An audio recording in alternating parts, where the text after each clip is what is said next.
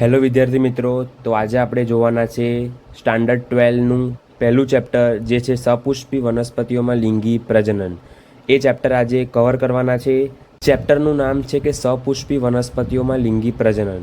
એટલે આપણે વનસ્પતિઓમાં પ્રજનન જોવાના છે અને એમાંય પાછું લિંગી પ્રજનન જોવાના છે. પ્રથમ છે ઇન્ટ્રોડક્શન, જેમાં આપણે જોઈશું જીવનકાળ, એટલે કે કોઈ પણ સજીવ જન્મથી લઈને મૃત્યુ પામે છે આ બધા જ સમયગાળાને જીવનકાળ તરીકે ઓળખવામાં આવે છે. એટલે કે કોઈ સજીવ જે જન્મે છે અને મૃત્યુ પામે છે તો તે આ આખો સમયગાળો એને આપણે જીવનકાળ તરીકે ઓળખીશું. પછી છે કે જીવનકાળના સમયગાળામાં, એટલે કે આ જીવનકાળના સમયગાળામાં એક એવો સમયગાળો આવે છે કે જ્યાં સજીવ પુખ્ત બને છે અને પોતાના જેવી જ સંતતિનું નિર્માણ કરે છે. આ ક્રિયાને પ્રજનન કહે છે.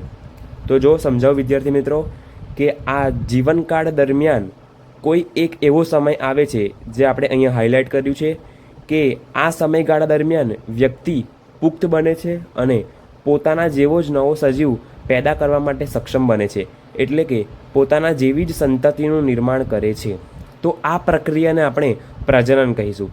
અને આપણે સ્ટાન્ડર્ડ 10માં ભણીને આવ્યા છે કે પ્રજનનના બી પ્રકાર છે, લિંગી પ્રજનન અને અલિંગી પ્રજનન અને વાનસ્પતિક પ્રજનન. તો અહીંયા લખેલા છે કે 3 પ્રકાર છે પ્રજનનના: અલિંગી પ્રજનન, વાનસ્પતિક પ્રજનન અને લિંગી પ્રજનન.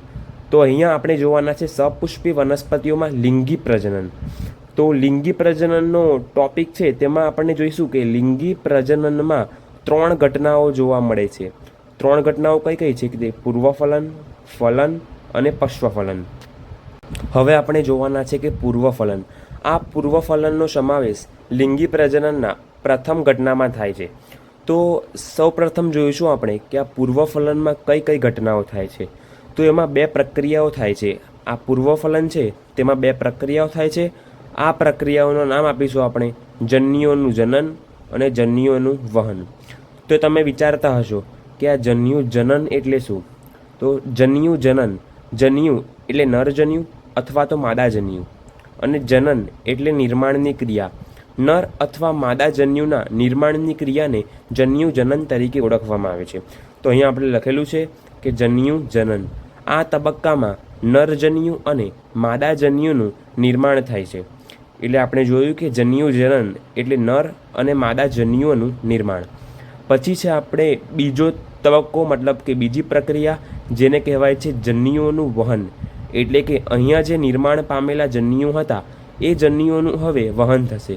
તો જુઓ, જન્યુ વહન. નિર્માણ પામેલ જન્યુઓ એકબીજા સાથે જોડાવવા માટે વહન પામે છે. એટલે એકબીજાનું મિલન થવા માટે તે બંને વહન પામે છે. જન્યુઓનું આ વહન દરેક સજીવોમાં અલગ અલગ જોવા મળે છે. એટલે કે ઉચ્ચ કક્ષાની વનસ્પતિઓમાં અથવા પ્રાણીઓમાં આ વહન અલગ રીતે જોવા મળશે અને નિમ્ન કક્ષાની વનસ્પતિઓ અને પ્રાણીઓમાં આ વહન અલગ રીતે જોવા મળશે. હવે આપણે જોવાના છે બીજો તબક્કો. જે પહેલો તબક્કો પૂર્વફલનનો હતો, હવે બીજો તબક્કો છે ફલનનો. એટલે કે આ તબક્કા દરમિયાન નર અને માદા જન્યુઓ જોડાવા માટે સક્ષમ બને છે અને એક રચનાનું નિર્માણ કરે છે. ચલો આપણે જોઈએ. તો છે નરજન્યુ એટલે કે એન. એનનો અર્થ અહીંયા છે એકકીય, એટલે કે તેમાં રંગસૂત્રોની સંખ્યા અડધી હશે, એન. અને માદાજન્યુ તે પણ એન છે, એટલે કે એન અને એન. નરજન્યુ અને માદાજન્યુ આ બંનેના જોડાવવાની પ્રક્રિયાને ફલન તરીકે ઓળખવામાં આવે છે. એટલે કે આ રચના દરમિયાન ફલિતાંડ નિર્માણ પામે છે. આ પ્રક્રિયાને ફલન કહે છે અને આ ફલન પ્રક્રિયા દરમિયાન ફલિતાંડનું નિર્માણ થાય છે.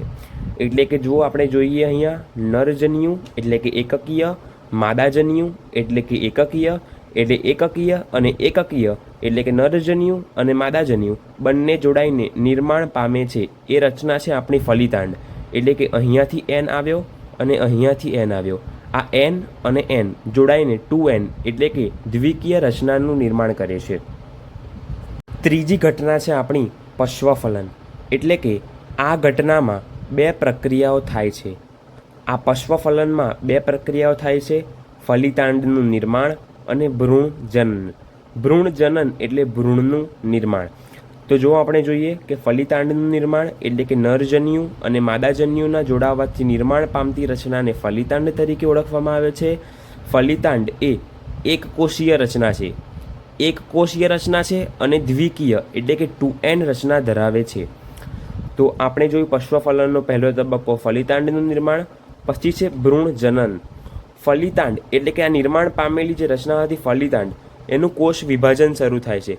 એટલે કે આ ફલિતાંડ વિભાજન પામવાનું શરૂ કરે છે અને ઘણા બધા કોષોના સમૂહમાં રૂપાંતરણ પામે છે.